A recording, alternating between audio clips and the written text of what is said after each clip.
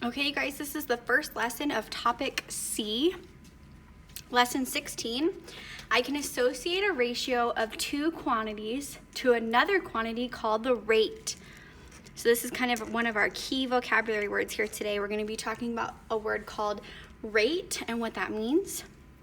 Given a ratio, I can identify the associated rate. An associated rate is another word for the unit rate. And we're going to learn together what that means. But basically what we're going to be doing today, we've been talking a lot about ratios and simplifying them down by finding the value.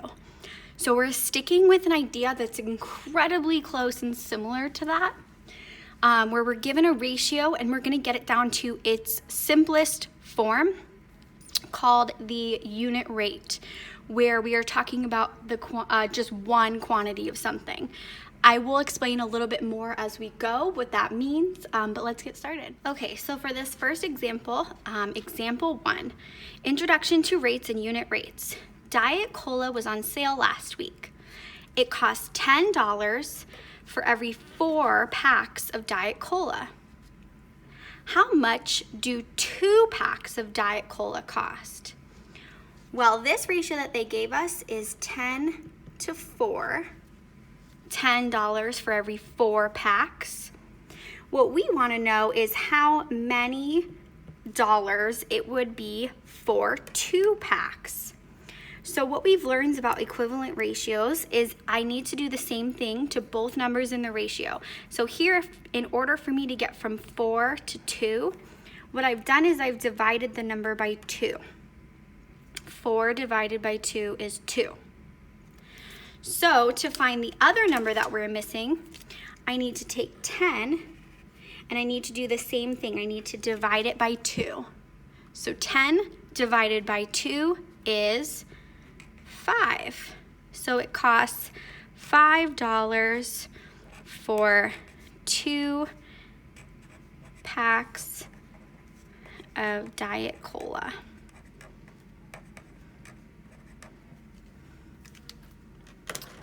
Okay, and in part B, how much does 1 pack of Diet Cola cost?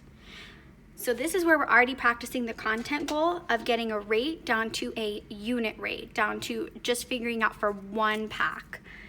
So we can take that same idea, the same ratio. If I know it's $5 for 2 packs and I want to know how many dollars for just 1 pack, I take 2 and I need to divide it by 2 in order to get 1.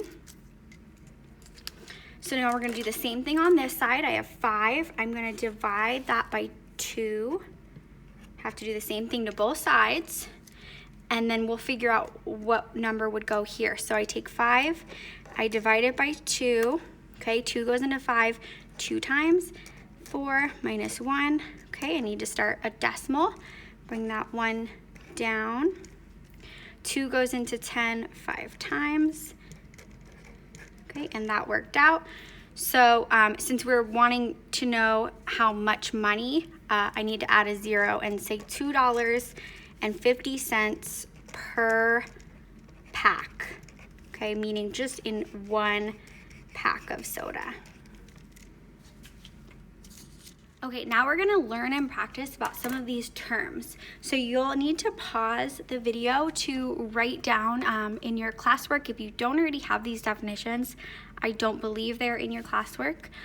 You'll wanna write down these definitions. But when it's talking about the rate, it's talking about the lowest, simplest form of the ratio relationship, simplified down to just 1 unit. So for example, this ratio relationship, 10 for every 4 packs, basically that's, we've been practicing that by finding the value. Like 10 over 4 can be simplified to 5 over 2, but we want to get it all the way down to 1, which is what we did today, to find the unit rate, because they want it down to just 1 unit.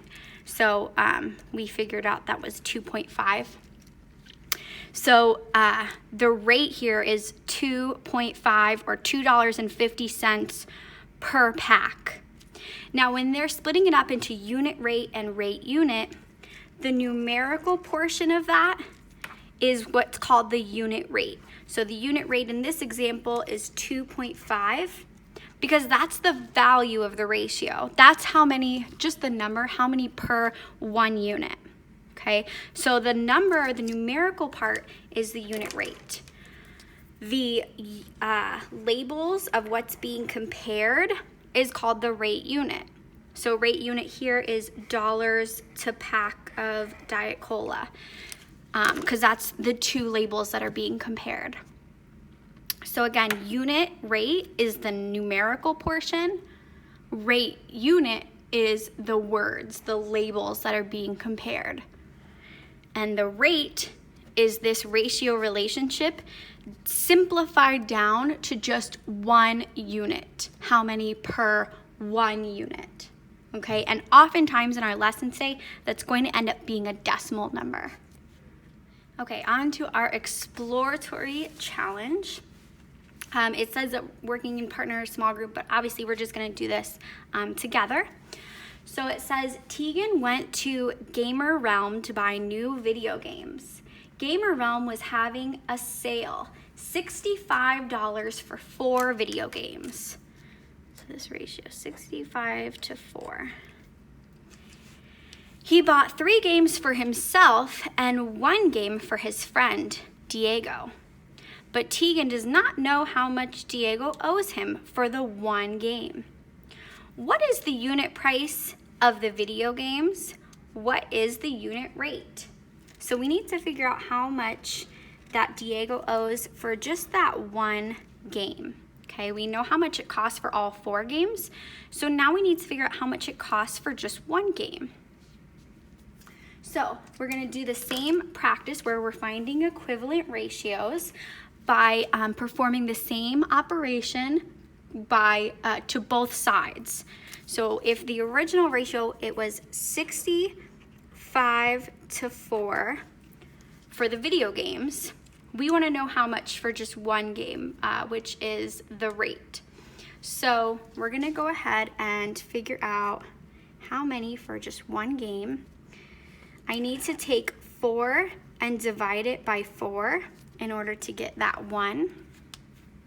So I'm going to do the same thing to the other number in the ratio. So if I take 65 and I divide it by 4, whatever I get is going to be our unit, or our rate for this. So it's going to be telling us down to just 1 unit. So 65 divided by 4. So 4 goes into 6 1 time, minus 4 equals 2. Bring down the 5. 4 goes into 25 6 times, minus 24. We've got our remainder, so I'm creating a decimal at this point. Bring down the 0. 4 goes into 10 2 times, we get 8, minus 2. Keep going. 4 goes into 25 times, and we're done. So the cost for 1 game, we can plug in here, 16.25. So what is the unit price for the video game? The unit price, which is also known as the unit rate, is $16.25 per video game. Okay, the rate unit is just the 2 things we're comparing. So the rate unit, we are comparing dollars to video games. They just want to know what are the labels of the 2 things that we are comparing. Box in our answers like this because there's a lot going on. Okay, for number 2, it says 4 football fans took turns driving the distance from New York to Oklahoma to see a big game. Each driver set the cruise control during his or her portion of the trip, enabling him or her to travel at a constant speed.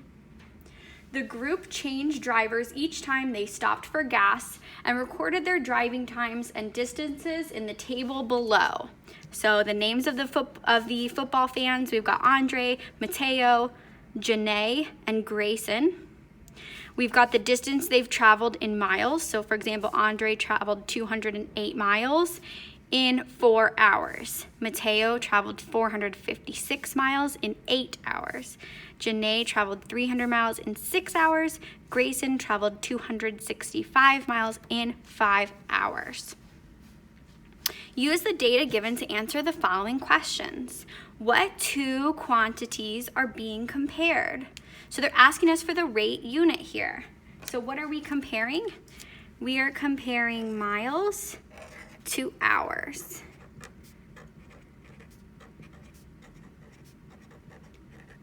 Okay, and what that is the rate unit. That's what they're asking us for there. What is the ratio of the two quantities for Andre's portion of the trip? What is the associated rate? Okay guys, associated rate, that means like what's the unit rate? So you can just write that below. Associated means like having to do with and the rate. So we want the lowest rate, which we call the unit rate. So Andre's ratio, just very simple, 208. He can go 208 miles in 4 hours. So in order to find the rate here, we're basically finding the value, but we need to get it all the way down to 1 unit. So I'm going to take 208 and divide it by 4 to figure out how many in just 1 unit. You can think back also to when we did like the tape diagrams and we went, okay, if there's 208 miles total, split up between 4 hours, how many in each hour? We started this process already by dividing by 4. So you're just thinking back to that same idea.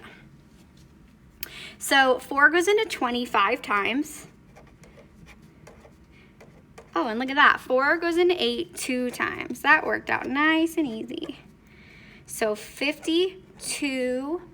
And what are we talking about here? We are talking about miles in just 1 hour. So we write that miles per hour. When we're writing the unit rate, we're going to be using that word per a lot because we don't have to write 1 hour because we know if it's the unit rate, it's down to just one unit. So per 1 unit. Okay, let's go on to the next one.